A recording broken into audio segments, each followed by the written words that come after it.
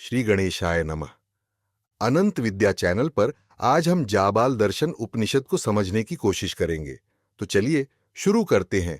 दत्तात्रेय जी के शिष्य, जिन्हें सांकृति के नाम से जाना जाता था, बहुत बड़े संत थे और अपने गुरु के परम भक्त थे। एक दिन वे एकांत में गुरु जी की सेवा में उपस्थित हुए और हाथ जोड़कर विनम्रता से बोले, कृपया मुझे 8 अंगों वाले योग का विस्तार से वर्णन कीजिए, जिससे मैं मुक्ति प्राप्त कर सकूं। भगवान दत्तात्रेय ने कहा, ध्यान से सुनो, मैं तुम्हें 8 अंगों सहित योग का ज्ञान देता हूं। यम, नियम, आसन, प्राणायाम, प्रत्याहार, धारणा, ध्यान और समाधि ये योग के 8 अंग हैं। इनमें से यम के 10 प्रकार हैं: अहिंसा, सत्य, अस्तेय अर्थार्थ चोरी न करना, ब्रह्मचर्य, दया, आर्जव अर्थार्थ सीधापन, क्षमा, धैर्य, संतुलित भोजन और बाहरी भीतरी पवित्रता। वेद में बताई गई विधि के अतिरिक्त जो मन, वाणी और शरीर द्वारा किसी को किसी भी तरह से कष्ट दिया जाता है या उसकी मृत्यु कराई जाती है, वही असली हिंसा है। इसके अलावा और कोई हिंसा नहीं होती। इस हिंसा का पूरी तरह त्याग ही अहिंसा है। आत्मा हर जगह मौजूद है, उसे किसी भी हथियार आदि से भेदा नहीं जा सकता। उसे हाथों या इंद्रियों से पकड़ना भी संभव नहीं है। इसी प्रकार की जो समझ है, उसे ही वेदों को जानने वाले महापुरुषों ने सबसे श्रेष्ठ अहिंसा बताया है। आंखों और अन्य इंद्रियों द्वारा जो कुछ भी देखा, सुना, सूंघा और समझा गया है, उसे उसी रूप में वाणी से या संकेत आदि से प्रकट करना ही सत्य है। इसके अलावा सत्य का और कोई रूप नहीं है, अथवा सब कुछ सत्य स्वरूप परमात्मा ही है। परमात्मा के अलावा और कुछ भी नहीं है। इस प्रकार की जो अटल समझ है, उसे ही वेदों को जानने वाले विद्वानों ने सबसे श्रेष्ठ सत्य कहा है। दूसरों के रत्न, सोना या मोती जैसी बहुमूल्य वस्तुओं से लेकर घास के तिनके तक के लिए भी मन में कोई इच्छा न करना। दूसरों की किसी भी छोटी या बड़ी वस्तु के लिए मन में कभी लालच न लाना ही अस्तेय अर्थात चोरी न करना कहलाता है। इसके अलावा संसार के सभी भौतिक चीजों से अपने को अलग समझने का जो भाव है, उसे भी आत्मज्ञानियों ने अस्तेय कहा है। मन, वाणी और शरीर से स्त्रियों के सहवास का परित्याग और ऋतुकाल में केवल अपनी ही पत्नी के साथ धर्मपूर्वक संबंध रखना ही ब्रह्मचर्य कहा गया है। अथवा काम, क्रोध आदि विकारों को नियंत्रित करके अपने मन को परमात्मा के ध्यान में लगाना ही सबसे उत्तम ब्रह्मचर्य है। सभी जीवों को अपने समान समझकर उनके प्रति मन, वाणी और शरीर से प्रेम और आत्मीयता का अनुभव करना, जैसे स्वयं के दुख को दूर करना चाहते हो, वैसे ही दूसरों के दुख को भी दूर करने की कोशिश करना ही दया कहलाती है। पुत्र, मित्र, पत्नी, शत्रु और स्वयं अपने प्रति भी मन का एक समान भाव रखना ही आर्जव है। हर जगह समभाव रखना ही आर्जव कहलाता है। मुनिश्रेष्ठ, यदि शत्रु मन, वाणी और शरीर से कष्ट दें, तब भी मन में क्रोध या दुख न आने देना ही क्षमा है। वेदों के नियमों का पालन करके ही संसार को मोक्ष प्राप्त होता है, अन्यथा नहीं। ऐसा जो दृढ़ विश्वास रखता है, वही धृति अर्थार्थ धैर्य कहलाता है। अथवा मैं आत्मा हूं, आत्मा के अलावा और कुछ नहीं हूं, इस अडिग समझ से जो कभी भी विचलित नहीं होता, वही सबसे उत्तम धृति है। थोड़ा और शुद्ध सात्विक भोजन लेना, पेट के 2 हिस्सों को भोजन से, एक हिस्से को पानी से और बाकी एक हिस्से को खाली रखना, इस प्रकार जो योग मार्ग के अनुकूल भोजन है, उसे ही परिमित आहार कहा गया है। महामुने, मिट्टी और पानी से शरीर की सफाई करना बाहरी शुद्धता कहलाता है और मन में अच्छे विचारों को रखना आंतरिक शुद्धता मानी जाती है। इसके अलावा ज्ञानी महात्मा जन मैं शुद्ध आत्मा हूं, इस ज्ञान को ही सबसे बड़ी शुद्धता कहते हैं। यह शरीर अत्यंत मलिन है और देहधारी आत्मा अत्यंत निर्मल है। इस प्रकार शरीर और आत्मा का अंतर जान लेने पर किसको पवित्र किया जाए? सुव्रत, जो मनुष्य ज्ञान शौच का परित्याग करके बाहरी शौच में ही रमा रहता है, वह ऐसा है जैसे कोई मूर्ख सोने को छोड़कर मिट्टी के ढेले को जमा कर रहा हो। आत्मज्ञान रूपी अमृत से तृप्त और पूर्णता को प्राप्त योगी के लिए कोई कर्तव्य शेष नहीं रहता। अगर कुछ करना बाकी रहता है तो वह सच्चा ज्ञानी नहीं है। आत्मज्ञानी महात्माओं के लिए तीनों लोकों में भी कहीं कोई कर्तव्य नहीं बचता। इसलिए हर तरह से पूरी कोशिश करके अहिंसा आदि नियमों के माध्यम से सच्चे ज्ञान को प्राप्त करो और आत्मा को अविनाशी ब्रह्म स्वरूप समझो। तप, संतोष, आस्तिकता, दान, ईश्वर पूजा, सिद्धांत श्रवण, लज्जा, मति, जप और व्रत, ये 10 नियम कहे गए हैं। इनका क्रमशः वर्णन करता हूं, ध्यान से सुनो। वेद में बताए गए तरीके से कठिन व्रतों जैसे कृच्छ्र और चांद्रायण आदि के द्वारा शरीर को तपाया जाता है, जिससे शरीर को संयम में रखा जाता है। इसे ही विद्वान तप कहते हैं। मोक्ष क्या है और आत्मा किस कारण से संसार के बंधन में पड़ा है, इन सब बातों पर गहराई से विचार करना ही ज्ञानी पुरुषों द्वारा तप कहा जाता है। जो कुछ भी परमात्मा की इच्छा से प्राप्त हो, उसी में संतुष्ट रहना और हमेशा मन में प्रसन्नता बनाए रखना, इसे ही ज्ञान मार्ग पर चलने वाले विद्वान संतोष मानते हैं। या फिर सभी चीजों से निर्लिप्त होकर ब्रह्मा आदि देवताओं के लोकों तक के सुखों से भी मन हट जाने के कारण जो स्वाभाविक आनंद बना रहता है, महापुरुष उसी को उत्तम संतोष कहते हैं। वेदों और शास्त्रों में बताए गए धर्म में जो अटल विश्वास होता है, उसे ही आस्तिकता कहते हैं। जो वेदों को जानने वाले ज्ञानी व्यक्ति संकट में होते हैं, उन्हें ईमानदारी से कमाया हुआ धन या अन्य जरूरी चीजें देना ही दान कहलाता है। राग आदि दोषों से मुक्त हृदय, झूठ आदि से रहित वाणी और हिंसा आदि बुराइयों से दूर जो भगवान की प्रसन्नता के लिए किए गए कर्म हैं, उन्हीं को ईश्वर पूजन कहा जाता है। सत्य, ज्ञान, अनंत, सबसे श्रेष्ठ, सदा अचल और पूर्ण आनंद स्वरूप जो परमात्मा है, वही मेरी आत्मा है। इस सिद्धांत को बार बार सुनना ही सिद्धांत श्रवण कहलाता है। वेदों और दुनिया में जिन कार्यों को निंदनीय माना गया है, उन्हें करने में जो स्वाभाविक झिझक होती है, उसे ही लज्जा कहा गया है। गुरुजनों के कहने पर भी वेद विरुद्ध मार्ग को न अपनाते हुए संपूर्ण वैदिक शिक्षाओं में जो पूर्ण विश्वास होता है, उसे ही मति कहा जाता है। वेदों में बताए गए तरीके से मंत्रों को बार बार दोहराने को जप कहा जाता है। इसके अलावा जैसे वेदों का अध्ययन किया जाता है, वैसे ही कल्पसूत्र, धर्मशास्त्र, पुराण और इतिहास में मन को लगातार लगाना, यानी इनका बार बार अध्ययन करना भी जप कहा जाता है। जप के 2 प्रकार बताए गए हैं, वाचिक और मानसिक। वाचिक जप के भी 2 प्रकार हैं, उच्च स्वर से किया गया जप, उच्चैः जप, और धीमे स्वर में किया गया उपांशु जप। इसी प्रकार मानसिक जप भी 2 तरह का होता है, मनन और ध्यान। उच्च स्वर से किए गए जप की अपेक्षा धीमे स्वर में किया गया जप 1000 गुना श्रेष्ठ बताया गया है। इसी तरह उपांशु की तुलना में मानसिक जप 1000 गुना अधिक प्रभावशाली कहा गया है। उच्च स्वर से किया गया जप सभी लोगों को उनके कर्मों के अनुसार फल देता है, लेकिन यदि उस मंत्र को अयोग्य लोगों ने सुन लिया तो वह जप निष्फल हो जाता है। शास्त्रों में बताए गए पर्वों पर उपवास करना और किसी प्रकार का नियम अपनाना ही व्रत कहलाता है। मुनिश्रेष्ठ, योग में 9 प्रकार के आसन बताए गए हैं। स्वस्तिकासन, गोमुखासन, पद्मासन, वीरासन, सिंहासन, भद्रासन, मुक्तासन, मयूरासन और सुखासन। घुटनों और जांघों के बीच अपने दोनों पैरों को अच्छी तरह से जमाकर गले, सिर और पूरे शरीर को सीधा एवं स्थिर रखते हुए बैठना स्वस्तिकासन कहलाता है। इसका नित्य अभ्यास करना चाहिए। दाहिने पैर के टखने को बाईं ओर पीठ की तरफ और बाईं पैर के टखने को दाहिनी ओर पीठ की तरफ ले जाकर बैठने को गोमुखासन कहते हैं। दोनों पैरों को उलटे क्रम में जांघों पर रखकर बायां पैर दाहिनी जांघ पर और दाहिना पैर बाईं जांघ पर, फिर उनके अंगूठों को पीछे से हाथों से पकड़ लेना ही पद्मासन कहलाता है। यह सभी रोगों के भय को दूर करने वाला है।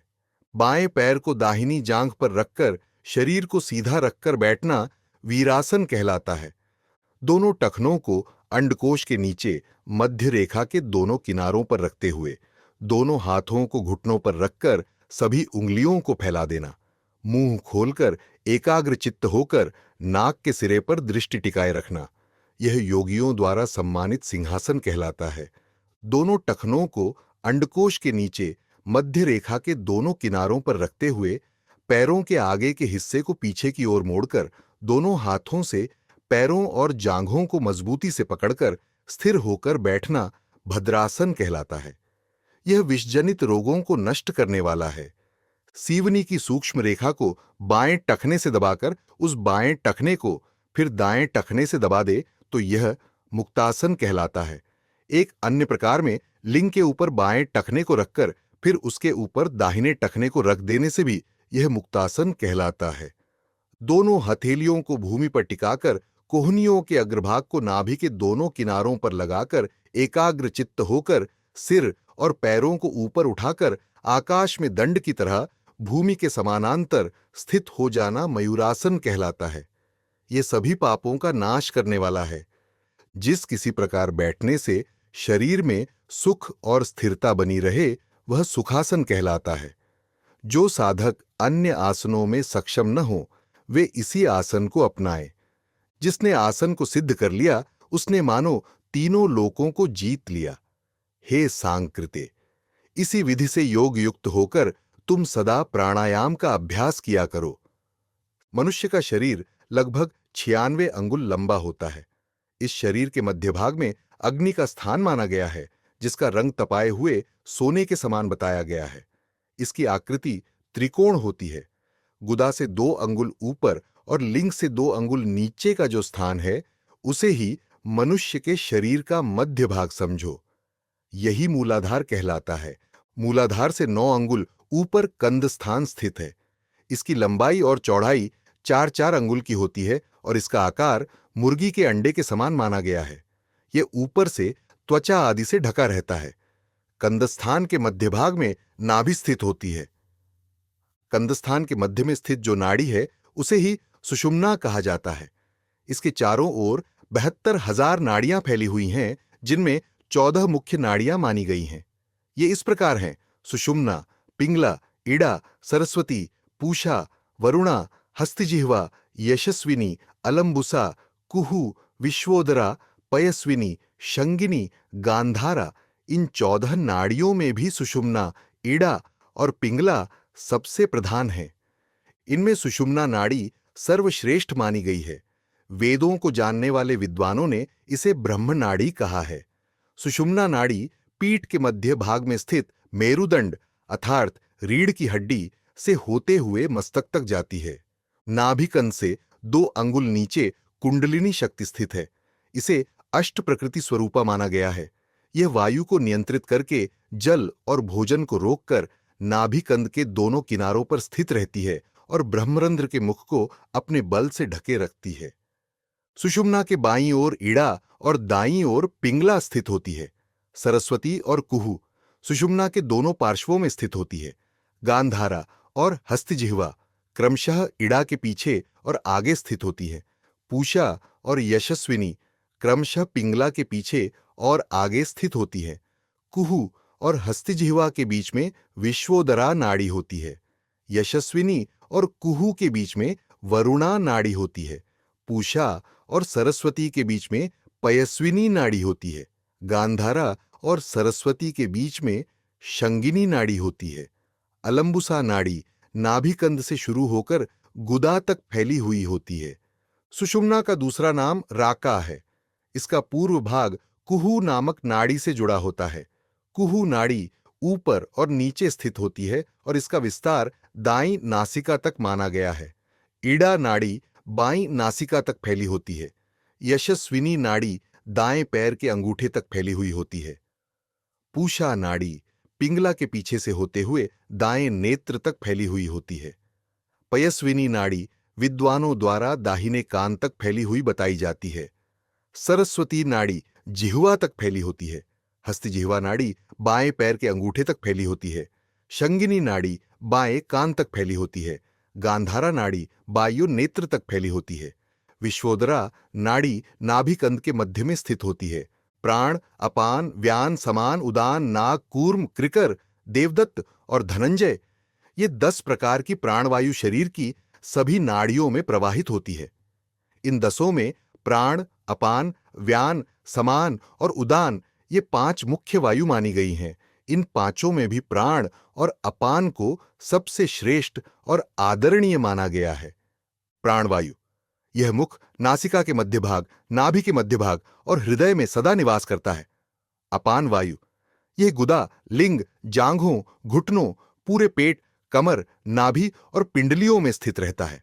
व्यान वायु, यह दोनों कानों, दोनों नेत्रों, दोनों कंधों, दोनों टखनों, प्राण के स्थानों और कंठ में व्याप्त रहता है। उदान वायु दोनों हाथों और दोनों पैरों में स्थित होती है। समान वायु, यह बिना किसी संदेह के संपूर्ण शरीर में व्याप्त रहती है। नाग, कूर्म, कृकर, देवदत्त और धनंजय, ये 5 वायु चमड़ी, हड्डियों और अन्य अंगों में स्थित रहती है। श्वास को उच्छ्वास अर्थात अंदर लेना और निःश्वास अर्थात बाहर निकालना तथा खांसना, ये सभी प्राण वायु के कार्य हैं। मल मूत्र आदि का त्याग अपान वायु द्वारा किया जाता है। समान वायु पूरे शरीर को संतुलित अवस्था में बनाए रखता है। उदान वायु ऊपर की ओर गति करती है। व्यान वायु ध्वनि को उत्पन्न करने में सहायक होती है। डकार लेना, उल्टी आना आदि नाग वायु के कार्य हैं। शरीर में आभा और आकर्षण बनाए रखना धनंजय वायु का कार्य बताया गया है। आंखों का खोलना और झपकाना कूर्म वायु की प्रेरणा से होता है। कृकर वायु भूख और प्यास उत्पन्न करती है। झपकी आना और आलस्य लाने का कार्य देवदत्त वायु का होता है। सुषुम्ना नाड़ी के देवता भगवान शिव और इड़ा के देवता भगवान विष्णु हैं। पिंगला नाड़ी के ब्रह्मा जी और सरस्वती नाड़ी के विराट देवता हैं। पूषा के देवता पूषा नामक आदित्य हैं। वरुणा नाड़ी के देवता वायु हैं। हस्तिजिह्वा नामक नाड़ी के वरुण देवता हैं। यशस्विनी नाड़ी के देवता भगवान भास्कर हैं। जलस्वरूप वरुण ही अलंबुसा नाड़ी के देवता माने गए हैं। कुहू की अधिष्ठात्री देवी क्षुधा हैं। गांधारी के चंद्रमा देवता हैं। इसी प्रकार शंगिनी के देवता भी चंद्रमा ही हैं।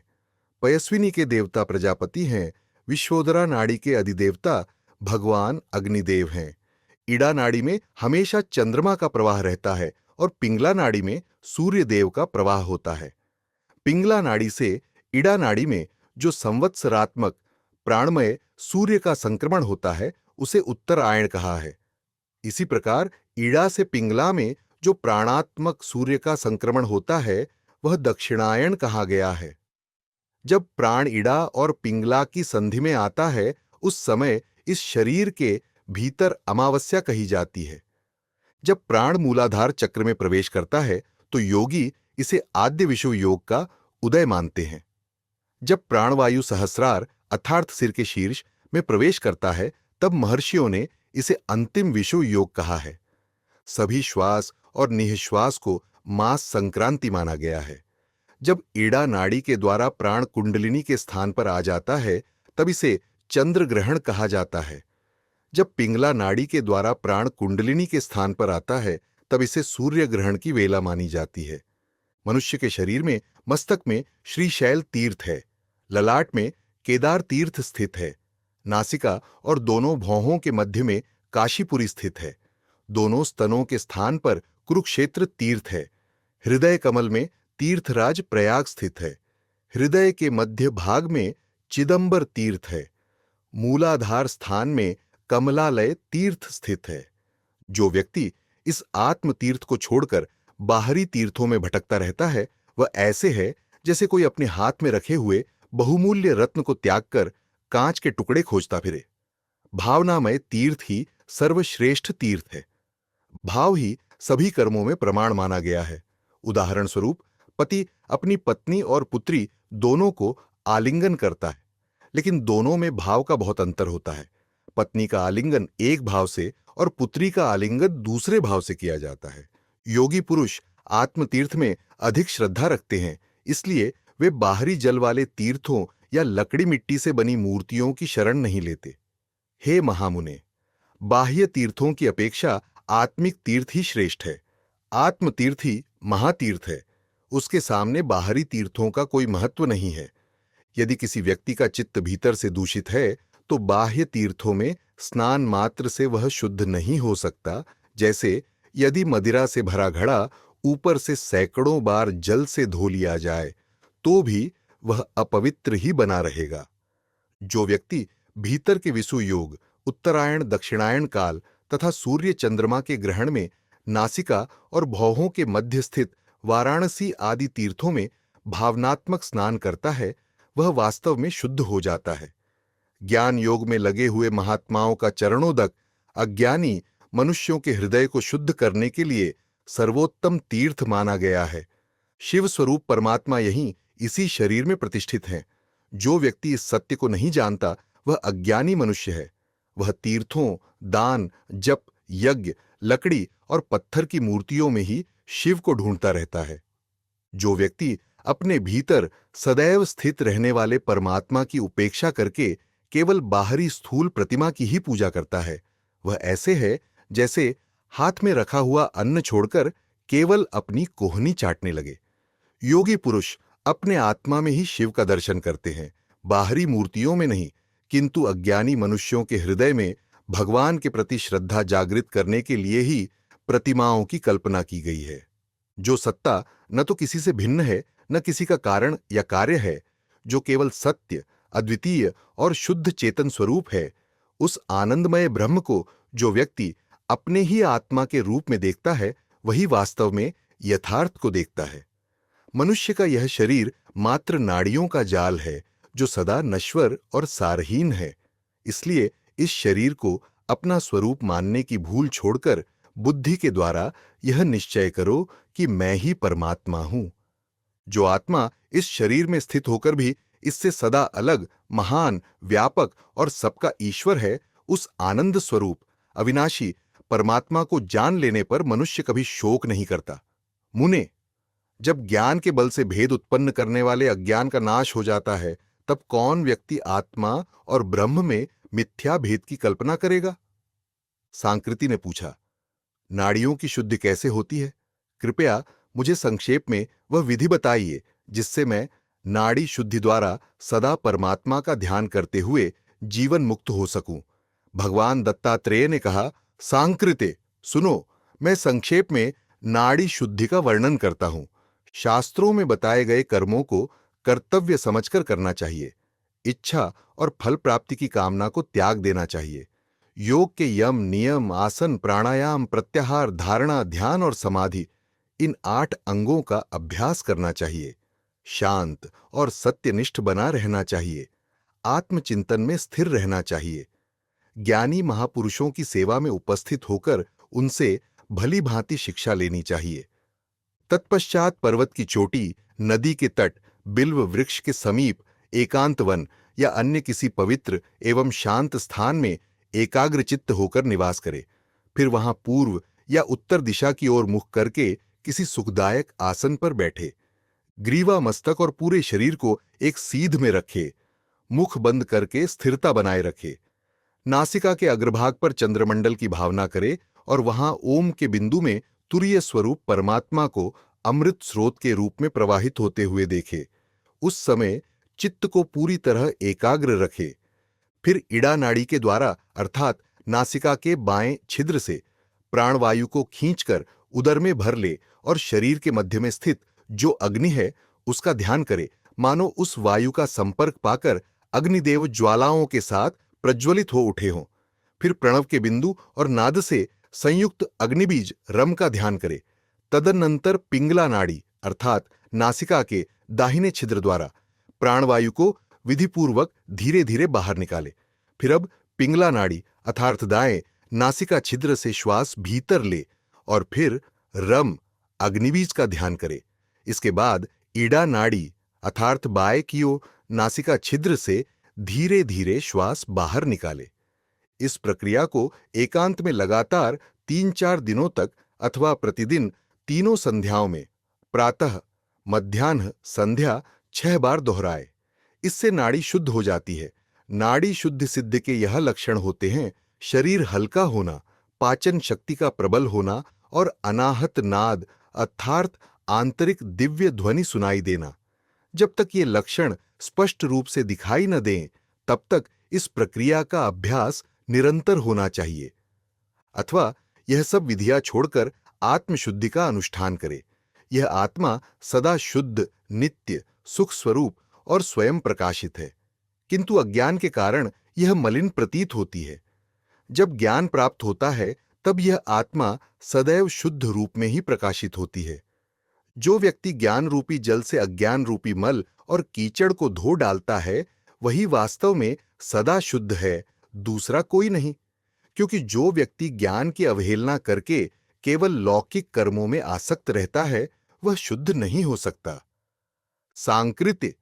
अब मैं तुम्हें प्राणायाम का क्रम बताता हूं, इसे श्रद्धापूर्वक सुनो। प्राणायाम 3 अंगों से संपन्न होता है। पूरक अर्थात श्वास लेना, कुंभक अर्थात श्वास रोकना, रेचक अर्थात श्वास छोड़ना। इन तीनों को मिलाकर ही प्राणायाम कहा जाता है। ओमकार के जो 3 वर्ण अकार, उकार और मक्कार हैं, वे क्रमशः पूरक, कुंभक और रेचक से संबंध रखने वाले बताए गए हैं। इन तीनों वर्णों का समूह ही प्रणव कहा गया है, अतः प्राणायाम भी प्रणवमय ही है। इड़ा नाड़ी अर्थात बाई नासिका से धीरे धीरे वायु को भीतर खींचकर उदर में वायु को भरे। इस समय 16 मात्राओं तक अर्थात 3 बार ताली बजाने में लगने वाले समय को 1 मात्रा कहते हैं, उतनी देरी तक आकार का ध्यान करें। फिर उदर में भरी हुई उस वायु को कुछ समय तक रोके रहे और इस दौरान 64 मात्राओं तक उकार का ध्यान करते हुए प्रणव का जप करते रहे। जब तक संभव हो जप में संलग्न रहकर वायु को धारण किए रहे। अब पिंगला नाड़ी अर्थात दाई नासिका से धीरे धीरे वायु को बाहर निकालें। इस समय 32 मात्राओं तक माकार का ध्यान करें। यह एक प्राणायाम है। इस प्रकार नियमित अभ्यास करते रहे। अब पुनः दाहिनी नासिका के द्वारा वायु को धीरे धीरे भीतर भरते हुए एकाग्र चित्त होकर 16 मात्राओं के साथ आकार स्वरूप प्रणव का ध्यान करें। जब वायु पूरी तरह भर जाए तब मन और इंद्रियों को वश में रखते हुए 64 मात्राओं तक उकार स्वरूप का ध्यान करें। प्रणव का जप करते हुए वायु को कुछ काल तक भीतर ही धारण रखे। इसके बाद 32 मात्राओं के साथ मकार स्वरूप का ध्यान करते हुए बाईं नासिका के द्वारा धीरे धीरे वायु को बाहर छोड़ दे। इस प्रकार प्रतिदिन प्राणायाम का अभ्यास करना चाहिए। यदि नित्य अभ्यास किया जाए तो 6 महीनों में साधक ज्ञानवान हो जाता है। 1 वर्ष तक इसी विधि से प्राणायाम करने पर ब्रह्म का साक्षात्कार हो जाता है। जो व्यक्ति योगाभ्यास में संलग्न रहता है और सदैव अपने धर्म के पालन में तत्पर रहता है, वह केवल प्राणायाम के अभ्यास से ही परम ज्ञान प्राप्त करके संसार के बंधन से मुक्त हो जाता है। जिसके द्वारा बाहर से वायु को पेट के भीतर भरा जाता है, वह पूरक है। पानी से भरे हुए घड़े की तरह हवा को पेट में रोके रखना कुंभक कहलाता है और उस हवा को फिर से पेट से बाहर निकालना रेचक कहलाता है।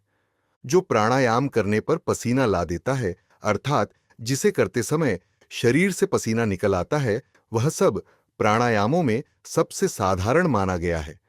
यदि प्राणायाम करते समय शरीर में हल्का कंपन होने लगे तो उसे मध्यम स्तर का प्राणायाम समझना चाहिए, और यदि प्राणायाम के समय शरीर ऊपर उठता हुआ सा लगे तो उसे श्रेष्ठ माना गया है।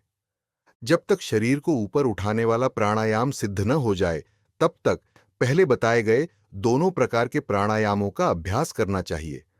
उत्तम प्राणायाम को पूरा करने के बाद ज्ञानी व्यक्ति सुखी हो जाता है। हे सुव्रत, प्राणायाम से मन शुद्ध हो जाता है और शुद्ध मन में अंदर से प्रकाश रूप असली आत्मा का अनुभव होने लगता है। प्राणायाम में लगे रहने वाले महान व्यक्ति का प्राण मन के साथ मिलकर परमात्मा में स्थित हो जाता है और उसका शरीर थोड़ा ऊपर उठने लगता है। इससे ज्ञान प्राप्त कर मोक्ष मिल जाता है। रेचक और पूरक को छोड़कर विशेष रूप से कुंभक का ही रोज अभ्यास करना चाहिए। इस प्रकार अभ्यास करने वाला योगी सभी पापों से मुक्त होकर श्रेष्ठ ज्ञान प्राप्त कर लेता है। वह मन की गति जितना तेज हो जाता है और मन पर काबू पा लेता है, उसके शरीर में बालों का सफेद होना जैसे दोष भी दूर हो जाते हैं। प्राणायाम में पूरी तरह लगे रहने वाले व्यक्ति के लिए कुछ भी असंभव नहीं होता। इसलिए पूरी मेहनत करके प्राणायाम का अभ्यास करना चाहिए। सुव्रत, अब बीमारियों से छुटकारा पाने का उपाय बताता हूं। सुबह शाम के समय, ब्रह्म मुहूर्त में या दोपहर के समय हमेशा बाहर की हवा को भीतर खींचकर पेट में भरने तथा पेट, नाक के अग्रभाग अर्थात आगे का हिस्सा, नाभि के बीच के भाग और पैर के अंगूठे में उस हवा को रोकने से मनुष्य सभी बीमारियों से मुक्त हो जाता है और 100 वर्षों तक जीवित रहता है। नाक के अग्रभाग में रोकने से भी जीवन शक्ति पर काबू पाया जा सकता है। नाभि के बीच में रोकने से सभी बीमारियां दूर हो जाती हैं। पैर के अंगूठे में हवा को रोकने से शरीर हल्का महसूस होता है। जो व्यक्ति योग का अभ्यास करता है और हमेशा जीभ के द्वारा हवा को खींचकर पीता रहता है, वह थकावट और जलन से मुक्त होकर स्वस्थ रहता है। जीभ के द्वारा हवा को खींचकर इसे जीभ के मूल भाग में ही रोक दें और शांत भाव से सोच के द्वारा अमृत पीने की भावना करें। ऐसा करने से वह हर तरह का सुख प्राप्त कर लेता है। जो व्यक्ति इड़ा नाड़ी के द्वारा हवा को खींचकर उसे भौहों अर्थात आईब्रो के बीच में रोकता और सोच के द्वारा शुद्ध अमृत का सेवन करता है, वह सभी बीमारियों से मुक्त हो जाता है। इड़ा और पिंगला नाड़ियों के द्वारा हवा को खींचकर यदि उसे नाभि में रोके तो इससे भी मनुष्य सभी रोगों से छुटकारा पा लेता है। यदि 1 महीने तक तीनों समयों में जीभ के द्वारा धीरे धीरे हवा को भीतर खींचकर और पहले बताए गए अमृतपान की भावना करते हुए इसे नाभि में रोके रखा जाए तो वात और पित्त से होने वाली सभी समस्याएं निश्चित रूप से खत्म हो जाती हैं। दोनों नाक के छिद्रों से हवा को भीतर खींचकर यदि इसे दोनों आंखों में रोके तो आंखों की बीमारियां खत्म हो जाती हैं और कानों में रोकने से कान के सभी रोग दूर हो जाते हैं। इसी तरह यदि हवा को भीतर खींचकर मस्तिष्क में रखा जाए तो सिर से जुड़ी सभी बीमारियां खत्म हो जाती हैं। एकाग्र मन से स्वस्तिक आसन में बैठे और ओम का जप करते हुए धीरे धीरे अपान वायु अर्थात नीचे की ओर बहने वाली वायु को ऊपर उठाए और कान आदि इंद्रियों को दोनों हाथों से अच्छी तरह दबाए रखे। दोनों अंगूठों से कानों को बंद कर ले। दोनों तर्जनी उंगलियों से आंखों को ढक ले तथा बाकी की 2-2 उंगलियों से नाक के दोनों छिद्रों को बंद कर ले। इस प्रकार ऊपर की सभी इंद्रियों को ढककर उस वायु को तब तक सिर में रोके रखे जब तक आंतरिक आनंद का अनुभव न हो जाए। ऐसा करने से ही प्राण सिर के शीर्ष भाग ब्रह्मरंध्र में प्रवेश करता है। जब वायु ब्रह्मरंध्र में प्रवेश कर जाती है तब पहले शंख ध्वनि जैसी गहरी आवाज सुनाई देती है। फिर वह आवाज बादलों की गर्जना जैसी लगने लगती है। जब वायु सिर के मध्य में अच्छी तरह स्थापित हो जाती है तब उस समय पहाड़ से गिरने वाले झरने की कलकल ध्वनि जैसी आवाज होने लगती है। ऐसा होने के बाद योगी अत्यंत आनंद का अनुभव करते हुए प्रत्यक्ष आत्मा के सामने होता है। फिर उसे आत्मा का सही ज्ञान होता है और उस योग के प्रभाव से संसार के बंधनों का नाश हो जाता है। अब प्राणवायु को जीतने का दूसरा उपाय। गुदा और लिंग के बीच जो नाड़ी होती है उसे सीवनी कहते हैं क्योंकि वही शरीर के दोनों हिस्सों को जोड़कर एक बनाती है।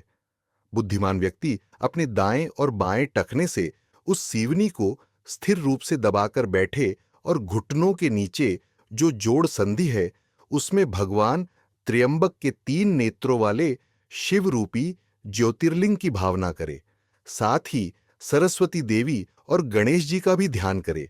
फिर प्रणव का जप करते हुए लिंग की नली के छिद्र द्वारा आगे से वायु को खींचकर उसे मूलाधार के मध्य में स्थापित करे। वहां उस वायु को रोकने से वहां की अग्नि सक्रिय होकर कुंडलिनी पर आरूढ़ हो जाती है। फिर वह अग्नि को साथ लेकर वायु सुषुम्ना नाड़ी के द्वारा ऊपर की ओर जाने लगती है। इस प्रकार अभ्यास करने से वायु पर विशेष रूप से विजय प्राप्त हो जाती है। मुनिश्रेष्ठ, पहले शरीर से पसीना निकलना, फिर हल्का कंपन होना और उसके बाद शरीर का ऊपर उठना, ये सभी वायु पर विजय पाने के संकेत हैं। इस तरह अभ्यास करने वाले व्यक्ति की सभी बीमारियां जड़ से खत्म हो जाती हैं। भगंदर अर्थात फोड़े फूंसी से जुड़ी बीमारी और अन्य सभी रोग भी समाप्त हो जाते हैं। बड़े और छोटे सभी बुरे कर्म नष्ट हो जाते हैं। पाप मिटने से मन पूरी तरह शुद्ध और दर्पण की तरह साफ हो जाता है। इसके बाद हृदय में ब्रह्मा आदि देवताओं के लोकों में मिलने वाले सुखों के प्रति भी रुचि समाप्त हो जाती है। जो इस संसार से पूरी तरह अलग हो जाता है उसे मोक्ष प्राप्त करने का आवश्यक ज्ञान मिल जाता है। इस ज्ञान के कारण सदा मंगल करने वाले परमात्मा का तत्व समझ में आ जाता है, जिससे सभी बंधनों का पूरी तरह नाश हो जाता है। जिसने एक बार भी इस ज्ञान रूपी अमृत का स्वाद कर लिया, वह दुनिया की बाकी सभी चीजों को छोड़कर उसी की ओर आकर्षित हो जाता है। ज्ञानी लोग इस पूरे संसार को ज्ञान का स्वरूप मानते हैं, जबकि जिनकी सोच गलत होती है, वे दूसरे अज्ञानी लोगों की तरह इस संसार को सिर्फ भौतिक सुखों से भरा देखते हैं। जब आत्मा के स्वरूप का सही ज्ञान हो जाता है, तब अज्ञान पूरी तरह नष्ट हो जाता है। और हे महान ज्ञानी, जब अज्ञान समाप्त हो जाता है, तब मोह और इच्छाएं भी खत्म हो जाती हैं। इच्छाएं और मोह न रहने से पुण्य और पाप भी समाप्त हो जाते हैं, और जब पुण्य पाप खत्म हो जाते हैं, तब ज्ञानी व्यक्ति को फिर से जन्म नहीं लेना पड़ता। अब मैं प्रत्याहार का वर्णन करूंगा। इंद्रियां स्वाभाविक रूप से बाहरी विषयों में भटकती है। उसे बलपूर्वक वहां से लौटा लाने का जो प्रयत्न है, उसी को प्रत्याहार कहते हैं। मनुष्य जो कुछ भी देखता है, उसे ब्रह्म मानते हुए अपने मन को ब्रह्म में एकाग्र करना, यह ब्रह्मवेत्ताओं द्वारा बताया गया प्रत्याहार है। मनुष्य जीवन भर जो भी अच्छा या बुरा कार्य करता है, उसे परमात्मा के लिए ही करे और उन्हें समर्पित कर दे। इसे भी प्रत्याहार कहा जाता है। सभी प्रकार के कर्मों को भगवान की भक्ति और आराधना के रूप में करे, भगवान की सेवा माने, यह भी प्रत्याहार कहलाता है। अथवा शरीर के एक स्थान से वायु को खींचकर दूसरे स्थान पर ले जाए, दांतों के मूल भाग से वायु को खींचकर उसे गले में ले जाए, फिर वहां से हृदय में, हृदय से नाभि की ओर वायु को ले जाए, नाभि से कुंडलिनी में पहुंचाकर वहां रोके, फिर कुंडलिनी से हटाकर मूलाधार में स्थापित करे, वहां से वायु को कमर के दोनों भागों में ले जाए, फिर जांघों के बीच में पहुंचा दे, जांघों से घुटनों में, घुटनों से पिंडलियों में, और फिर पैर के अंगूठे में वायु को रोके। प्राचीन काल से महान योगियों ने इस प्रक्रिया को ही प्रत्याहार कहा है। जो व्यक्ति इस प्रकार प्रत्याहार के अभ्यास में लगा रहता है, उसके सभी पाप और जन्म मरण रूपी कष्ट समाप्त हो जाते हैं। स्वस्थिक आसन में बैठकर ध्यान लगाए, नाक के दोनों छिद्रों से वायु को अंदर खींचे और उसे पूरे शरीर में फैलाए। वायु को पैरों, मूलाधार, नाभि, हृदय के मध्य, गले के मूल भाग, तालू, भौहों के बीच, ललाट और सिर में स्थिर करे। यह वायु धारण करने वाला प्रत्याहार कहलाता है। बुद्धिमान व्यक्ति एकाग्र चित्त होकर अपने शरीर से मैं शरीर हूं ऐसी सोच को हटा दे और स्वयं को बिना किसी द्वंद्व और विकल्प के अपने असली आत्म स्वरूप में स्थापित करे। वेदांत के गहरे ज्ञान को समझने वाले महान योगियों ने इसी को असली प्रत्याहार बताया है। इस प्रकार प्रत्याहार का अभ्यास करने वाले व्यक्ति के लिए कुछ भी असंभव नहीं है। हे सुव्रत, अब मैं 5 धारणाओं का वर्णन करूंगा। अपने शरीर के अंदर जो आकाश है, उसमें बाहरी आकाश की धारणा करे। इसी तरह प्राण में बाहरी वायु की, पेट की अग्नि में बाहरी अग्नि की, शरीर में मौजूद जल तत्व में बाहरी जल की ओर, शरीर के ठोस हिस्से में पूरी पृथ्वी की धारणा करे। हर तत्व को धारण करते समय क्रमशः हम यम, रम, वम, लम इन बीज मंत्रों का उच्चारण करे। यह धारणा सबसे श्रेष्ठ मानी गई है और सभी पापों को नष्ट करने वाली होती है। शरीर के विभिन्न हिस्सों में इन तत्वों की उपस्थिति इस प्रकार मानी गई है। पैर से लेकर घुटने तक का भाग पृथ्वी तत्व से जुड़ा है। घुटने से लेकर गुदा तक का भाग जल तत्व से संबंधित है। गुदा से लेकर हृदय तक का भाग अग्नि तत्व का अंश है। हृदय से भौहों के बीच तक का भाग वायु तत्व का अंश है। मस्तक का भाग आकाश तत्व से जुड़ा हुआ है। पृथ्वी तत्व के भाग में ब्रह्मा का ध्यान करे, जल तत्व के भाग में भगवान विष्णु का ध्यान करे, अग्नि तत्व के भाग में महादेव का ध्यान करे, वायु तत्व के भाग में ईश्वर का ध्यान करे, आकाश तत्व के भाग में सदाशिव का ध्यान करे। हे श्रेष्ठ मुनि, अब मैं तुम्हें एक और प्रकार की धारणा बताता हूं। बुद्धिमान व्यक्ति को अपने आत्मा में सच्चिदानंद स्वरूप, आनंदमय और कल्याणकारी परमात्मा की प्रतिदिन धारणा करनी चाहिए। इससे सभी पाप नष्ट हो जाते हैं। ब्रह्मा आदि सभी कार्य रूप देवताओं को उनके कारण में लय कर सबसे बड़े कारण, जो शब्दों से परे और बुद्धि से परे हैं, उन अव्यक्त परमात्मा को आत्मा में धारण करे। इसका अर्थ यह है कि वही पूर्ण ब्रह्म परमात्मा हमारे भीतर आत्म स्वरूप में स्थित हैं, ऐसा निश्चय करे। इस आत्मधारणा के समय अपने मन को पूर्ण कलाओं से युक्त प्रणव रूपी परमात्मा में ही स्थापित करे। साथ ही मन के द्वारा सभी इंद्रियों को भी उनके विषयों से हटाकर आत्मा से जोड़ दे। अब मैं ध्यान का वह प्रकार बताता हूं जो संसार के बंधनों को नष्ट करने वाला है, जो यह संपूर्ण संसार रूपी बीमारी का एकमात्र इलाज है, जिनका तेज आकाश से भी ऊंचा है, जिनकी दृष्टि तीव्र और प्रभावशाली है, जो योगियों के भी स्वामी हैं, जो संपूर्ण विश्व के रूप में विद्यमान हैं, जो महादेव स्वरूप हैं, उन सत्य स्वरूप परब्रह्म परमात्मा का अपने आत्मा रूप से आदर पूर्वक ध्यान करे। अपनी बुद्धि में यह निश्चय करे कि वह परब्रह्म परमात्मा मैं ही हूं। ध्यान का दूसरा प्रकार यह है, जो सत्य स्वरूप, सबका स्वामी, ज्ञानमय, आनंदमय, अद्वितीय, अति पवित्र, नित्य और जो आदि, मध्य और अंत से रहित है, जो इस दृश्य संसार से पूरी तरह अलग हैं, जो आकाश से परे हैं, जो वायु की तरह छूने योग्य नहीं है, जो अग्नि से भी अलग है, जो जल और पृथ्वी से भी पूरी तरह अलग है, जिनका ज्ञान प्रत्यक्ष प्रमाण से नहीं हो सकता, जो अनुपम हैं और शरीर से परे हैं, उन सच्चिदानंद स्वरूप और बिना किसी भेद वाले परब्रह्म का अपने आत्मा के रूप में ध्यान करे। बुद्धि से यह निश्चय करे कि वही परब्रह्म परमात्मा मैं ही हूं। इस प्रकार किया गया निर्विशेष ध्यान मोक्ष प्राप्त करने का साधन बनता है। अब मैं संसार के बंधनों को खत्म करने वाली समाधि का वर्णन करूंगा। परमात्मा और जीवात्मा की एकता को लेकर जब बुद्धि में स्पष्ट निश्चय हो जाता है, उसी को समाधि कहते हैं। यह आत्मा नित्य, सर्वव्यापी, अटल और सभी दोषों से रहित है। ये एक ही होते हुए भी माया के कारण अलग अलग दिखाई देती है, लेकिन असल में इसमें कोई भेद नहीं है। इसलिए केवल अद्वैत ही सत्य है। ये संसार वास्तव में कोई अलग चीज नहीं है। अज्ञानी लोगों ने एक ही परमात्मा को जीव और ईश्वर के रूप में कल्पित कर लिया है। मैं न तो शरीर हूं, न प्राण हूं, न इंद्रियां हूं और न ही मन हूं। मैं तो साक्षी स्वरूप केवल शिव स्वरूप परमात्मा हूं। इस तरह की दृढ़ बुद्धि ही समाधि कहलाती है। मैं वही परमात्मा हूं, संसार के बंधनों में बंधा हुआ जीव नहीं हूं। इसलिए मुझसे अलग कोई भी चीज किसी भी समय में अस्तित्व में नहीं है। जैसे समुद्र से ही लहरें उठती हैं और फिर समुद्र में ही लीन हो जाती है, वैसे ही यह संसार मुझ में ही उत्पन्न होता है और मुझ में ही विलीन हो जाता है। इसलिए सृष्टि का मूल कारण समष्टि मन अर्थात सामूहिक चेतना भी मुझसे अलग नहीं है।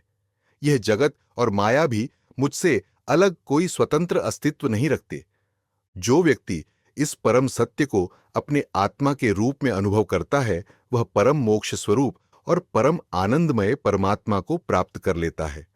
जब योगी के मन में हर जगह परमात्मा की चेतना का प्रत्यक्ष अनुभव होने लगता है, तब वह स्वयं परमात्मा के स्वरूप में स्थित हो जाता है।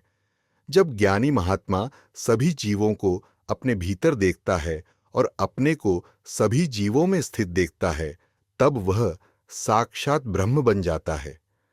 जब समाधि में स्थित व्यक्ति परमात्मा से एक हो जाता है और अपने से अलग किसी भी चीज को नहीं देखता, तब वह केवल परमात्मा स्वरूप में ही प्रतिष्ठित होता है। जब व्यक्ति केवल अपने आत्मा को ही परम सत्य मानता है और पूरे संसार को सिर्फ माया का खेल समझता है, तब उसे परमानंद की प्राप्ति हो जाती है। महान ऋषि भगवान दत्तात्रेय जी इस तरह उपदेश देकर मौन हो गए। मुनिवर सांकृति ने इस ज्ञान को पूरी तरह अपने हृदय में उतार लिया। वे अपने असली आत्म स्वरूप में स्थित हो गए और अत्यंत निर्भय होकर आनंदमय जीवन व्यतीत करने लगे।